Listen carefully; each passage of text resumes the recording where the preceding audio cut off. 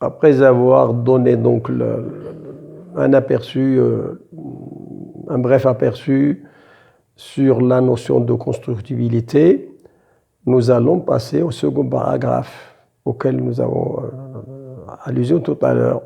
C'est la géométrie euclidienne en dimension 2. Nous l'avons subdivisée en 3 parties. 1. Les éléments qu'on utilise. 2. Les outils qu'on utilise. 3. La construction, l'édifice lui-même. Et 4. Nos conseils et nos commentaires. Les éléments naturels, c'est le point, la droite, retenons ça bien, le plan, la distance et le repère et la notion de repère.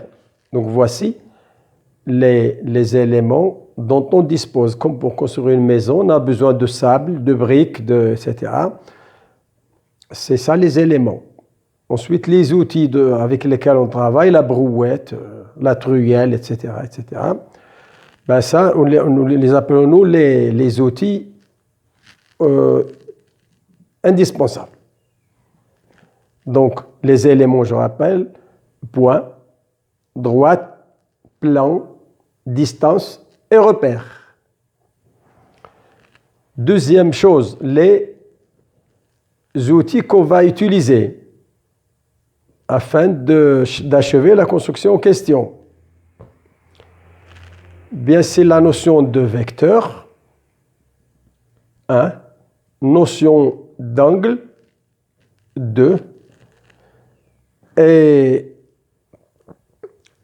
on aura besoin cela va nous permettre de construire des triangles, des cercles, des quadrilatères qu'on va étudier en détail le moment venu.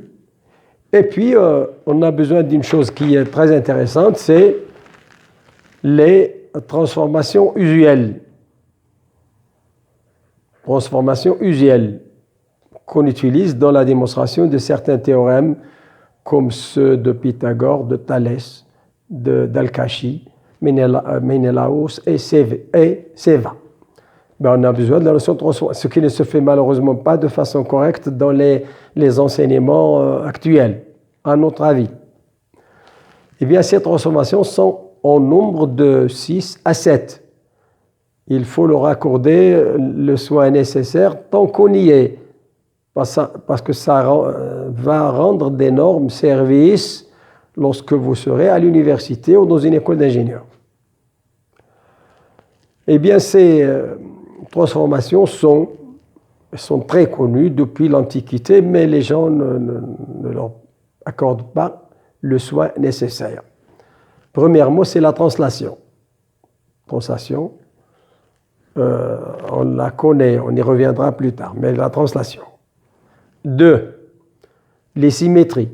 Il y a la symétrie centrale qu'il faut définir avec précision et définir ses propriétés avec précision et les retenir parfaitement. 2. Donc 3. La symétrie par rapport à un axe qu'on appelle symétrie axiale. Ensuite, il y a l'homothétie, de centre un point donné et d'angle et de rapport à un nombre réel donné. Et il y a évidemment la rotation qui est fondamentale dans la vie. Mais fort heureusement, on peut démontrer qu'une rotation se réduit finalement à 2 symétries axiales. Donc, mais il ne faut pas utiliser ce résultat. Il vaut mieux utiliser la rotation telle qu'elle. Ça rend beaucoup de services. Et voici 6, il y a ce qu'on appelle la dilatation ou l'affinité. Retenez bien ces deux mots, dilatation ou affinité. Et si vous avez du courage, eh bien, pensez à ce qu'on appelle la transvection. La transvection. Ben, c'est fini. jusqu'à la licence ou jusqu'au doctorat, vous n'avez que ces transformations-là, du point de vue géométrique.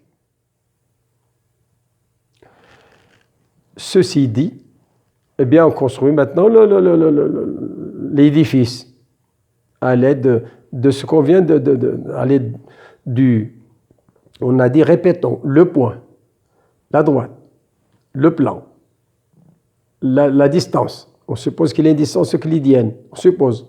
Mais nous, on va essayer de la prouver, de prouver son existence.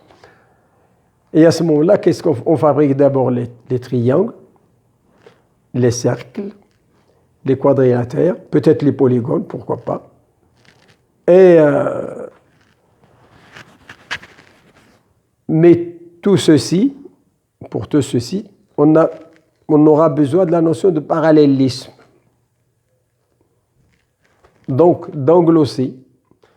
Eh bien, si on se réfère à ce qu'on vient de dire concernant la constructibilité, étant donné une droite et un point n'appartenant pas à cette droite, je peux construire une parallèle à la première, passant par le point en question.